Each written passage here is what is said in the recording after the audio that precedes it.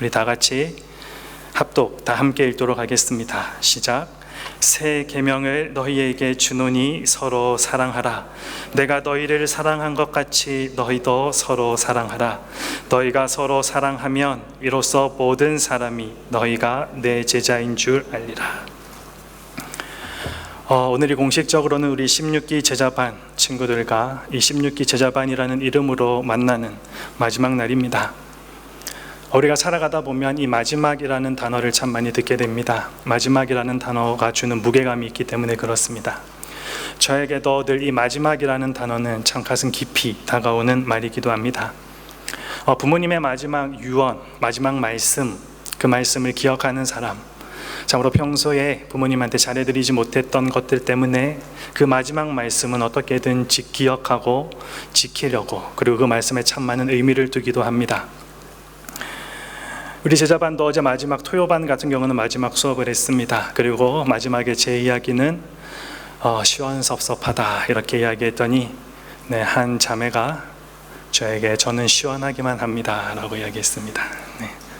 제가 시원섭섭하다고 했지만 시원하다는 쪽에 저 마음이 더 큰지 섭섭하다는 쪽에 제 마음이 더 큰지 여러분들이 스스로 판단할 일이지만 제가 어떤 의미로 한지는 여러분들이 잘 이해하시고, 어쨌든 시원섭섭한 36주에 우리 제자 훈련생들을 보내는 그런 시간들, 제 나름대로는 의미를 가지고 또 기억하고 있습니다.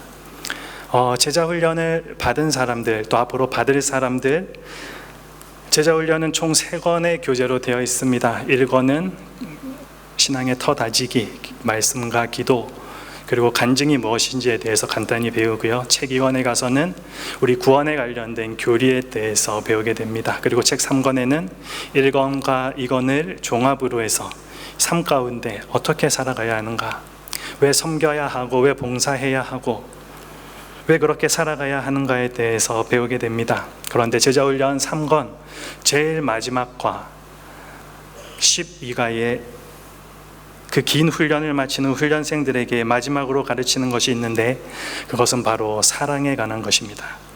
왜 제자훈련의 마지막 과에서 사랑에 대해 저들에게 가르쳐 주는 것일까?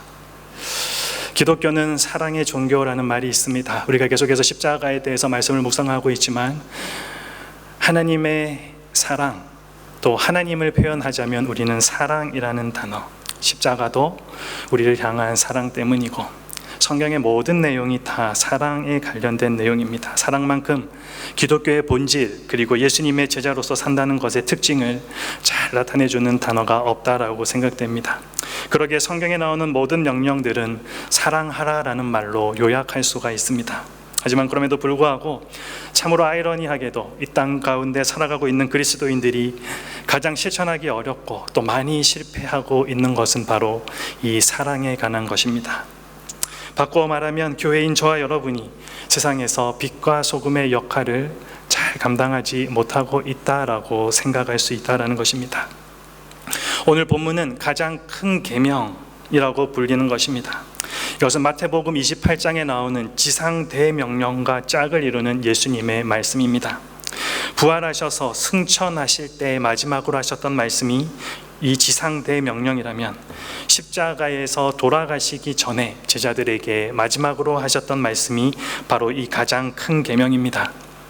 오늘 저는 이 제16기 제자 훈련생들을 보내면서 여러분들에게 하고 싶은 말, 이미 우리가 수업을 통해서도 함께 나누었지만 바로 예수님께서 말씀하신 이 가장 큰 계명 안에 다 들어가 있습니다.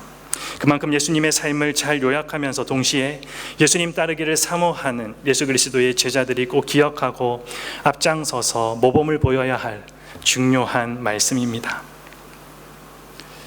참으로 여러분, 예수 그리스도의 제자로 정말 그렇게 제자답게 살아가기를 부탁합니다. 훈련 중에도 계속해서 여러 번 이야기했지만 진짜는 이제부터 시작입니다. 그동안은 숙지해오지 않으면 잔소리도 했고 여러 가지 혼내기도 했지만 이제는 그런 것 없이 본인이 스스로 지켜가야 하는 것, 그렇기 때문에 지금부터가 너무나도 중요한 순간입니다.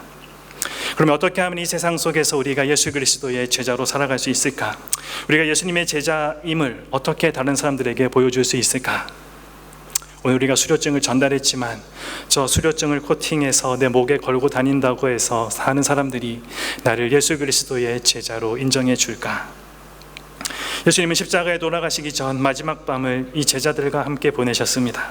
이제 예수님께서는 제자들과 예전처럼 함께 계시지 못하기에 우리가 흔히 알고 있는 최후의 만찬의 자리에서 제자들이 이전과는 마찬가지로 예수님의 제자로서의 삶을 살 수 있는 방법, 예수님이 같이 있지 않아도 예수 그리스도의 제자로 살아갈 수 있는 방법을 가르쳐 주셨습니다. 그것이 오늘 본문에 정확하게 나오고 있습니다. 35절 말씀을 함께 한번 읽어보겠습니다. 너희가 서로 사랑하면 이로써 모든 사람이 너희가 내 제자인 줄 알리라. 방법은 단 하나, 너희가 서로 사랑하면. 우리는 혼자 사는 사람들이라고 착각하기 쉽습니다. 내가 내 삶의 주인이고 내가 무언가를 다 할 수 있기에 나는 혼자 산다라고 생각합니다. 하지만 우리는 혼자 사는 사람이 아니라 더불어 누군가와 함께 살아가는 사람들입니다. 우리 서로는 미움과 다툼과 시기와 질투의 대상이 아니라 사랑의 대상이고, 경쟁의 대상이 아니라 서로 도와야 하는 협력의 대상입니다. 개인주의가 팽배하고 자기 주장이 너무나도 강한 이 시대 가운데 우리는 살아가고 있습니다. 사이버 공간 속에서 무엇이든지 다 할 수 있기에 이 세상을 나 혼자서도 충분히 잘 살아갈 수 있다 착각하기 너무나도 좋은 때를 살아가고 있습니다. 하지만 우리는 더불어 함께 살아가야 합니다. 하나님께서 사람을 창조하신 목적도 그렇고 하나님의 존재하고 있는 목적도 이 연합이고 함께함입니다. 여러분은 서로 사랑하며 살아가고 있습니까? 더불어 함께 누군가와 함께 살아가고 있습니까? 슬프게도 우리가 사는 이 세상은 남을 이용하여 내가 잘 살고자 합니다. 때론 남을 밟고 올라가는 것을 경쟁이라는 말로 잘 포장해 놓고 정당화하면서 살아가기도 합니다. 자기 중심의 생각만이 옳다라고 이야기하면서 사는 것이 이 세상을 살아가는 사람들의 생각입니다. 바로 이런 분위기에서 분명한 성경의 가르침은 혼자가 아니라 함께 살아야 한다. 서로 사랑하면서 살아야 한다라는 것입니다. 이것이 예수님의 제자로서 이 땅을 살아가는 유일한 방법이다라는 것입니다. 이 제자의 삶은 오늘 제자 훈련을 수료하는 이 31명의 사람들에게만 특별히 요구되는 삶이 아니라 예수님을 믿고 그분을 따르기로 결단하고 결심하고 따르는 모든 사람들이 따라가야 할 길입니다. 그러기에 오늘 우리는 이 말씀을 통해 우리 모두가 이 시대 가운데 예수님의 제자로서 어떻게 살아야 할지를 다시 한번 마음속에 새겨보는 시간 되기를 원합니다. 먼저 우리는 사랑의 기준을 바꾸어 놓아야 합니다. 34절 말씀에 새 계명을 너희에게 주노니 서로 사랑하라. 내가 너희를 사랑한 것 같이 너희도 서로 사랑하라. 여기서 새라고 번역된 단어는 카이노스라는 단어입니다. 이 단어는 질적으로 전혀 사용해 보지 않은 것, 즉 다시 이야기하면 과거에 한 번도 사용되지 않은 것, 그것을 가르칠 때 성경은 이 단어를 사용하고 있습니다.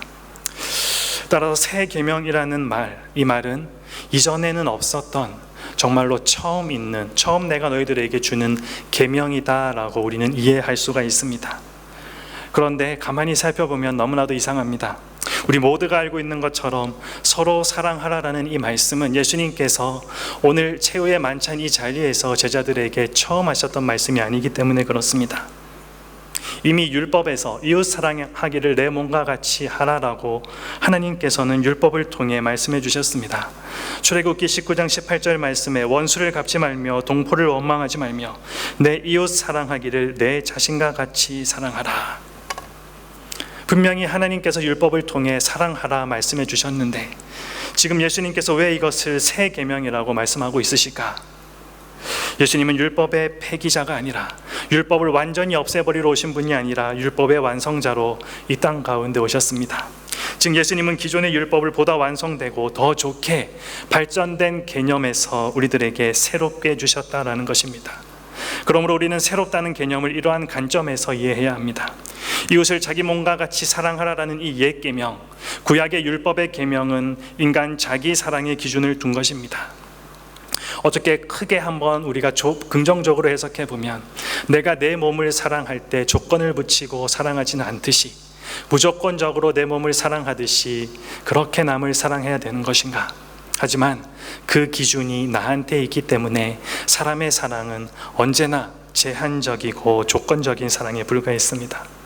하지만 예수님의 계명은 내가 너희를 사랑한 것 같이, 무슨 말입니까? 즉 예수님이 우리를 사랑하신 것 같이 그렇게 사랑해야 된다 말씀하고 있습니다. 사랑의 대상이, 그 사랑의 기준이 내가 아니라 예수님이라는 것입니다. 구약 성경의 계명과 예수님의 계명은 모두 사랑하라라는 이 동일한 단어를 사용하고 있지만 그 사랑의 깊이와 차원이 다르기 때문에 예수님은 이것을 새 계명이라고 말씀하고 있는 것입니다. 우리가 살아가면서 이 계명을 지키는 것 얼마나 힘든 것인지 여러분들 잘 알고 있을 것입니다. 그런데 놀랍게도 마가복음 10장에 보면 모세를 통해 주셨던 이 율법을 다 지켰다라는 한 사람이 예수님 앞에 당당하게 등장하고 있습니다. 바로 우리가 잘 아는 부자 청년입니다. 그는 이렇게 예수님께 질문합니다. 선생이여, 내가 어떻게 하여야 영생을 얻을 수 있습니까? 그랬더니 예수님께서 이러한 계명 지켜야 한다. 그랬더니 그가 다시 이야기합니다. 나는 모든 계명 이미 다 지켰습니다. 그것은 어렸을 때부터 다 지켰습니다.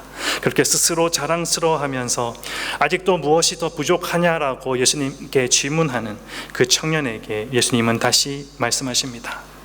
그렇다면 네 모든 소유를 다 팔아서 가난한 사람들에게 나누어 주고 나를 따라오거라. 그런데 이 부자 청년은 가진 재물이 많았으므로, 가진 돈이 많았으므로 예수님의 말씀을 순종해야 할지 말아야 할지 심히 근심하며 돌아갔다. 성경은 그렇게 기록하고 있습니다. 만약 그가 정말 구원의 길을 알기를 원했다면 담대하게 자신의 소유를 팔아서 가난한 자들에게 주고 예수님을 가감히 따랐을 것입니다. 그러나 돌아가는 부자 청년의 뒷모습을 보면서 예수님은 저가 천국에 들어가기 어렵다라고 말씀해 주셨습니다. 율법을 지키는 것으로는 천국에 들어갈 수 없다라고 말씀해 주셨다는 것입니다. 즉 이전의 계명은 내가 중심이 되는 사랑이었습니다. 부자 청년이 계명을 지킨 것은 자기 유익을 위해, 다른 사람이 아니라 자신의 만족과 자기의 무언가를 위해 남을 사랑했던 것이지, 자신의 몸까지 버려가면서 사랑하는 것, 자기의 무언가를 희생하면서 사랑하는 것, 거기까지는 나아가지 못했다라는 것입니다. 그러나 예수님이 우리에게 보여주신 사랑은 죽을 수밖에 없었던 죄인들, 아니 그냥 내버려둬도 자기들의 죄의 대가를 받아 마땅한 그 죄인들을 자기 자신을 버리시고 이 땅 가운데 오신 그 사랑, 그리고 그들을 위해 대신 고난 받으시고 십자가에서 죽으면서까지 행하신 하늘의 밀월과 같은 사랑, 그것이 예수님께서 우리들에게 보여주셨던 사랑의 모습입니다. 자기 위주의 사랑에 물들어 있던 이 부자 청년은 예수님이 제시했던 계명을 지킬 수가 없었습니다. 불쌍한 이웃장에서 적선하는 정도, 마음을 잠시 같이 하는 정도, 그 정도의 일은 할 수 있었겠지만 정작 그 이웃을 위해 자신의 힘과 생명과 무언가를 희생하기까지는 할 수 없었다라는 것입니다. 오늘 우리는 어떻습니까? 오늘 저와 여러분은 어떻습니까? 우리도 예수님을 사랑하지 않으면서 순전히 자기 자신의 만족을 위하여, 자기의 의를 위하여서 얼마든지 이 자리에서 예배도 드리고 헌금도 하고 봉사와 전도도 할 수가 있습니다. 물론 주님을 정말 사랑하여 사는 사람들도 이 자리에 분명히 있습니다. 여기서 중요한 것은 자기를 너무 사랑해서 자기를 위하여 얼마든지 종교적인 열심도 낼 수 있다는 것, 그것을 우리는 알아야 하고 말씀을 통해 우리의 모습을 분별하고 돌아볼 수 있어야 한다는 것입니다. 사랑장이라고 불리는 고린도전서 13장 말씀에는 이런 말씀이 있습니다. 내가 사람의 방언과 천사의 말을 할지라도 사랑 없으면 소리나는 구리와 울리는 꽹과리가 되고, 내가 예언하는 능력이 있어 모든 비밀과 모든 지식을 알고 또 산을 옮길 만한 모든 믿음이 있을지라도 사랑이 없으면 내가 아무것도 아니요, 내가 내게 있는 모든 것으로 구제하고 또 내 몸을 불사르게 내어줄지라도 사랑이 없으면 내게 아무 유익이 없느니라. 아무리 많은 은사를 가졌다 하더라도, 하나님의 모든 말씀을 알고 풀이하고 이해할 수 있다 하더라도, 그리고 산을 옮길 만한 정말로 대단한 믿음이 있다고 할지라도, 그리고 내가 정말로 내 모든 것을 들여서 남을 구제한다 할지라도 사랑이 없으면 아무것도 아니다 말씀하고 있습니다. 우리는 나 자신의 이 사랑의 기준에서 예수님께서 말씀하시는 새 계명의 사랑으로 그 기준을 우리는 바꿔야 합니다. 내 중심의 생활에서 남을 위한 생활로 우리는 변화되어 가야 한다는 것입니다. 내 중심의 판단 기준을 예수님 중심으로, 성경 중심으로 그렇게 우리는 살아가야 하는 것입니다. 유기성 목사님께서 오래전에 이런 말씀하셨습니다. 사람들은 다 이미 스스로가 자신을 신이라고 생각하면서 살아간 지가 오래되었다. 자기 자신을 스스로 신으로 만들어 자신을 너무나 사랑하고 섬기고 있다. 우리의 모습은 어떻습니까? 우리의 삶의 중심, 우리의 삶의 기준, 우리 사랑의 기준은 여러분입니까? 예수님입니까? 사랑의 기준이 자신에게서 예수님께로 옮겨가는 이 생각의 전환이 우리 모두에게 있기를 소망합니다. 두 번째는 이웃 사랑하기를 배워야 됩니다. 우리가 이웃을, 다른 사람을 사랑해야 하는 그 이유는 그 사람이 사랑받을 만한 자격이 있어서가 아닙니다. 우리가 이미 예수님께 사랑받았기 때문에 이에 대한 반응으로 너무나도 자연스럽게 사랑하게 된다라는 것입니다. 오늘 본문은 우리가 너무나도 잘 알고 있는 말씀입니다. 그런데 여러분들, 이 말씀이 어떤 배경에서 예수님께서 하셨다라는 것 한번 살펴본 적 있으십니까? 예수님께서 이 말씀을 하셨던 때는 마가의 다락방에서 성찬식을 하는 최후의 만찬의 자리입니다. 얼마나 무거웠을까요? 그 분위기가. 제자들의 발을 씻겨주시고 가장 낮아진 모습을 보이신 바로 그 후에 있었던 일입니다. 이 풍경이 보여주는 것처럼 우리가 생각했던 너무나도 행복한 분위기에서, 너무나도 사랑이 넘쳐나는 그 분위기에서 이 말씀을 하셨던 것이 아닙니다.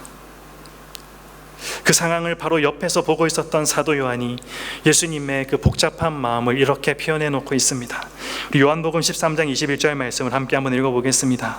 예수께서 이 말씀을 하시고 심령이 괴로워 증언하여 이르시되, 괴로워라고 풀이된 이 말은 근심하는 기색으로, 즉 예수님의 마음이 왜 이렇게 괴로우셨을까? 예수님의 마음이 왜 이렇게 아프셨을까? 그 이유는 단 하나, 바로 배신할 제자들 때문에 그랬습니다. 오늘 본문 아까 뒤에는 두 사람이 배신할 것이라는 내용이 분명하게 예고되고 있습니다.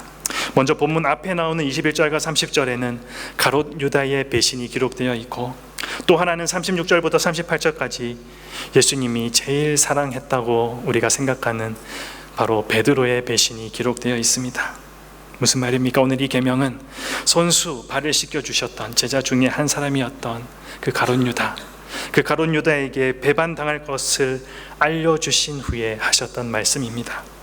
이 새 언약으로 주어진 사랑의 계명은 세상에서 가장 기쁠 때 우리 모두가 함께 나누고 누리고, 그리고 이 말씀을 그렇게 기억해야 된다라고 주셨던 말씀이 아니라, 사랑하던 제자에게 배반당할 것 하시면서도 끝까지 낮아지고 겸손해지시면서 사랑을 실천하신 이후에 너희들도 이렇게 사랑하라라고 주신 계명으로서 이것을 새 계명이라고 우리들에게 말씀하고 있는 것입니다. 우리가 사는 세상, 권력을 가시하는 자들 참으로 큰 자로 여깁니다. 다른 사람보다 높아지려는 욕망, 그 욕망은 인간의 자연적 본성입니다. 하지만 예수님은 계속해서 말씀하십니다. 자기를 낮추는 자가 천국에서 큰 자이다. 말로만이 아니라 손수 모범도 보여주셨습니다. 스승으로서 제자들의 발을 직접 씻겨주셨던 것, 또한 예수님은 하늘 보좌 버리시고 종의 위치에서 죄인들을 섬기다가 십자가에 죽기까지 하셨던 것, 예수님께서는 이렇게 낮아지셨는데 우리는 왜 계속 높아만 지려고 하는 것일까? 우리의 모습을 한번 돌아봐야 하지 않겠습니까? 여러분도 누군가에게 배신당해 본 경험이 있을 것입니다. 그 누구보다 참 믿었던 사람인데, 참 좋아하고 의지했던 사람인데, 흔히 우리가 이야기할 때 그 사람이 내 등에 칼을 꽂고 돌아선다. 여러분들 혹 그런 경험 해본 사람들 있으십니까? 만약 있다면 여러분은 그 사람과 함께 그 사람을 용서해 줄 수 있습니까? 그 사람과 함께 오늘 예배가 마치고 저녁에 저녁 식사하면서 웃으며 이야기할 수 있습니까? 우리가 이웃을 사랑해야 하는 이유는 그 사람이 사랑받을 만한 합당한 이유가 있거나, 그리고 그에 맞는 정당한 행동을 해서가 아니라 이미 예수님이 우리에게 보여주셨던 십자가의 그 사랑, 그 누구도 용서함 받지 못함이 없는 그 사랑의 은혜에 보답하는 것이 되어야 하기 때문에 우리는 이웃 사랑을 실천해야 하는 것입니다. 오늘 예수님께서도 그것이 너무나도 우리들에게 힘든 일임을 알기에 우리들에게 대놓고 용서해야 된다 말씀하지 않으셨습니다. 하지만 그 내용을 이 말씀 가운데 하셨습니다. 내가 너희를 사랑한 것 같이 너희도 서로 사랑해야 된다. 내가 너희를 사랑한 것 같이. 아직도 여러분 주위에 여전히 용서가 힘든 사람이 있습니까? 그렇다면 그 사람이 아니라 내 자신을 먼저 돌아보십시오. 내가 지금까지 했던 모든 일들, 내가 지금까지 했던 모든 생각과 말들, 정말 냉정하고 객관적으로 나 자신을 평가해 볼 때 나는 십자가의 사랑으로 용서받기에 너무나도 합당하고 정당한 이유가 있는 사람인가? 그렇게 자신 있게 말할 수 있는 사람인가? 저도 그 앞에서는 너무나도 자신이 없습니다. 우리 예수님께서는 그런 저와 여러분에게 너 왜 그랬어? 너 왜 나 그렇게 배신했니? 너 왜 그렇게 나 모른 척했니? 너 그때 왜 나 그렇게 욕했니? 라고 물어보지 않으시고 자신의 피와 물 다 쏟기까지 사랑해 주셨습니다. 사랑해 주실 뿐만 아니라 그 모든 것을 용서해 주심으로써 우리의 모든 부족함을 다 덮어주셨습니다.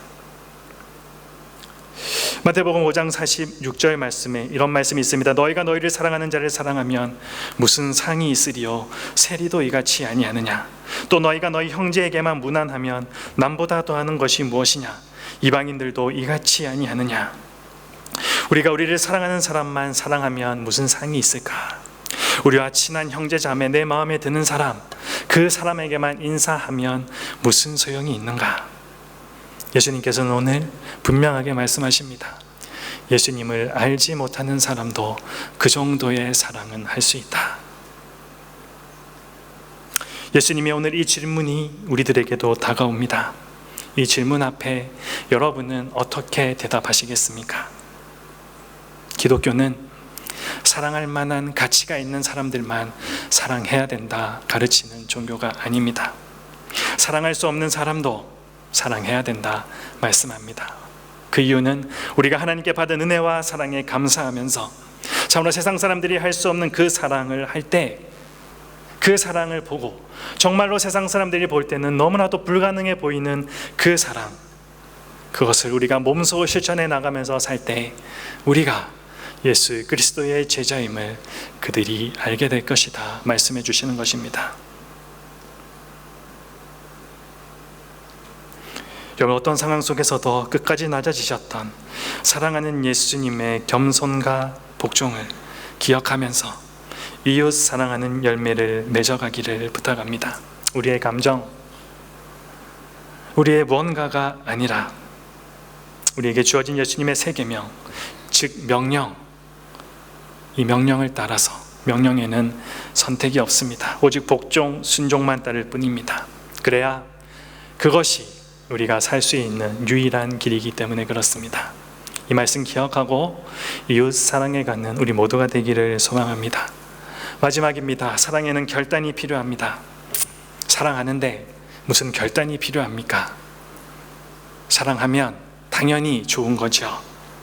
여러분, 사랑하는 사람을 사랑하는데 무슨 결단이 필요할지 굉장히 의아하게 생각하는 사람들이 있을지 모르겠습니다. 그러나 앞에서 살펴보았듯이 예수님이 명령하신 이 사랑의 계명은 내가 사랑하고 싶은 사람뿐만 아니라 도저히 사랑할 수 없을 것 같은 사람도 사랑해야 하기에 우리들에게는 결단과 의지가 필요한 것입니다. 나에게 도움을 주고 사랑을 주는 사람들뿐만 아니라 나를 모른 척하고 나를 배신한 사람도 사랑해야 하기에 결단이 필요합니다. 로마서 12장 20절에서도 우리들에게 분명히 이야기합니다. 내 원수가 줄이거든 먹이고 목마르거든 마시게 하라. 그리함으로 내가 숯불을 그 머리에 쌓아 놓으리라. 원수가 줄이거든 먹여라. 목마르거든 마시게 해라. 무엇을 말해주고 있습니까? 사랑이 감정이 아님을 말해주고 있습니다. 사랑이 행동에 관련된 것임을 이야기하고 있는 것입니다. 어떻게 원수가 배고프다 해서, 목이 마르다 해서 기쁜 마음으로 물을 갖다 주고 먹을 것을 갖다 줄 사람이 어디에 있겠습니까? 오히려 속으로 너무나 잘 됐다 라고 우리는 비아냥거리기 참 좋을 때인데, 그런데 성경 말씀은 분명하게 우리에게 이야기합니다. 네 마음이 괜찮아지고 난 이후에, 그 사람 사랑하고 싶은 감정이 생기고 난 이후에 먹을 것 주고 마시게 하라 이야기하지 않습니다. 바로 해야 된다. 그러면 나머지 은혜를 베풀면 그 부끄러움은 내가 그에게 입힐 것이다. 사실 이것은 우리들의 마음으로는 너무나도 지키기 힘든 계명입니다. 저도 말은 잘하고 있지만 이런 상황이 생기면 이 말씀대로 하기가 참으로 만만치가 않습니다. 그렇기 때문에 우리는 예수님의 명령에 순종하기 위해 자신의 본성, 내 옛 모습을 계속해서 이겨내는 결단이 필요한 것입니다. 그래야 예수님의 뒤를 따라 예수님께서 말씀하셨듯이 자기를 부인하고 자기 십자가를 지고 우리도 갈 수 있게 되는 것입니다. 신앙생활하는 것은 내가 잘 먹고 잘 사는 것이라고 생각하는 사람들이 참 많이 있습니다. 그런 사람들에게 남을 위한 십자가를 진다는 것은 너무나도 어려운 일일 것입니다. 그러기에 우리는 결단이 필요합니다. 왜냐하면 결코 만만치 않은 일이기 때문에. 그러면 이 만만치 않은 계명을 누가 지킬 수 있습니까? 예수님의 제자들도 우리와 똑같은 생각을 했습니다. 그리고 마태복음 19장 25절에서 그럼 도대체 어떤 사람이 이 계명들을 다 지켜서 구원받을 수 있겠습니까? 예수님께 질문하자 예수님께서 이렇게 말씀해 주셨습니다. 우리 함께 한번 읽어보겠습니다.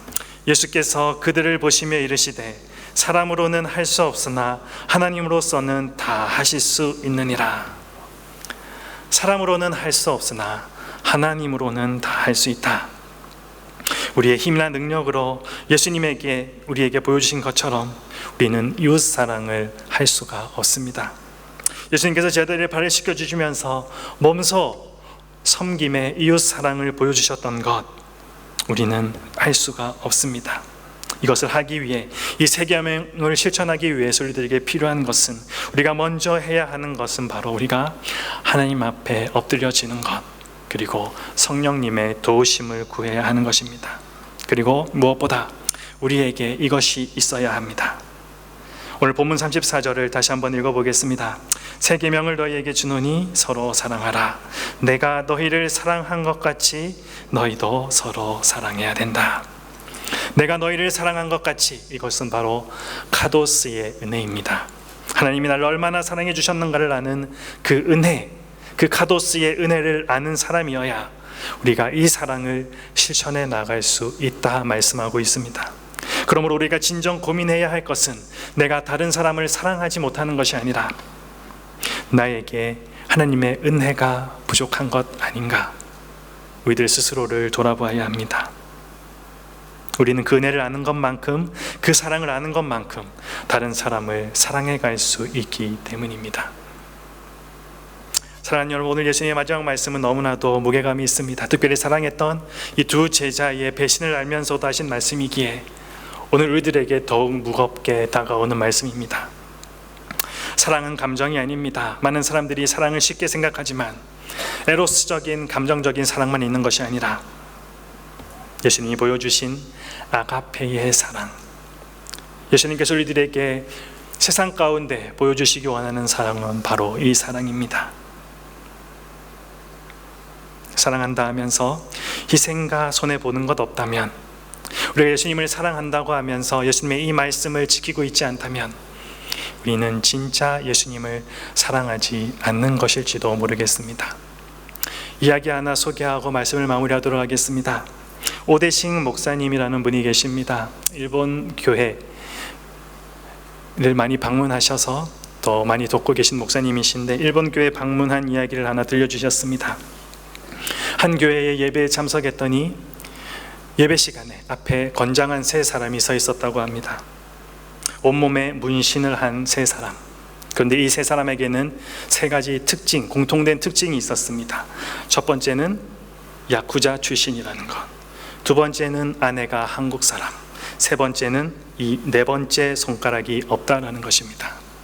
알고 봤더니 이 아내 때문에, 이 믿음이 있는 한국 사람, 이 아내 때문에 예수님을 믿고 조직 생활을 그만두고, 그리고 자신의 삶이 어떻게 변했는지 고백했던 세 사람의 간증 시간이었다고 합니다.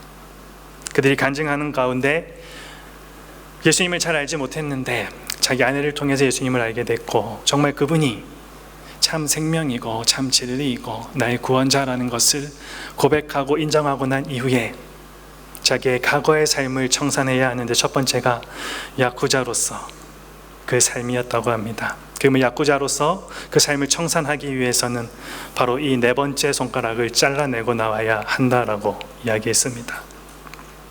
그리고 이 네 번째 손가락을 보여주면서 저는 예수님을 얻기 위해, 예수님을 믿기 위해 이 네 번째 손가락을 잘라내었습니다. 그리고 그 목사님께서 이 간증을 성도들에게 이야기해 주시고 그 성도들에게 다시 이렇게 질문했습니다. 여러분은 예수님을 위해 무엇을 잃어버리셨습니까? 여러분은 예수님을 위해 무엇을 희생하셨습니까? 제가 다시 여러분들에게 물어봅니다. 여러분 하나님 사랑하십니까? 하나님 사랑하기 때문에 내려놓은 것이 있으십니까? 하나님 사랑하기 때문에 손해본 것이 있으십니까? 하나님을 사랑하며 예배드리기 때문에 희생하고 손해보는 것 있으십니까? 하나님의 자녀로 이 땅 가운데 예수님의 제자로 살기 때문에 당하는 어려움이 있습니까? 예수님을 믿는다고 하는 저와 여러분들의 삶은 어떻습니까? 우리 목장, 우리 만화인 공동체, 그리고 나는 어떻습니까? 과연 그 예수님의 참 사랑이 있습니까? 요한일서 3장 18절 말씀 함께 읽어보겠습니다. 자녀들아, 우리가 말과 혀로만 사랑하지 말고 행함과 진실함으로 하자. 말과 혀로만 사랑하지 말고 행함과 진실함으로 하자. 그리고 요한일서 4장 19절에서 21절 말씀, 우리가 사랑함은 그가 먼저 우리를 사랑하셨습니다. 누구든지 하나님을 사랑하노라 하고 그 형제를 미워하면 이는 거짓말하는 자니 보는 바 그 형제를 사랑하지 아니하는 자는 보지 못하는 바 하나님을 사랑할 수 없느니라. 우리가 이 계명을 주께 받았나니 하나님을 사랑하는 자는 또한 그 형제를 사랑할지니라. 보이는 내 주위의 이웃을 사랑하지 못하면서 어떻게 우리가 보이지 않는 하나님을 사랑한다고 이야기할 수 있을까? 사랑은 말이 아니라 희생과 행동과 실천이 있어야 하는 것입니다. 우리 모두가 오늘 예수님의 이 말씀을 다시 한번 마음속에 새기고 이 땅 가운데 너희가 서로 사랑하면 사람들이 내 제자인 줄 알리라. 이 말씀이 여러분들의 삶 가운데서 경험되고 정말 예수 그리스도의 제자로 땅 가운데서 구별된 사람들로서 그렇게 살아가는 우리 모두 되기를 소망합니다. 기도하겠습니다. 하나님 감사합니다.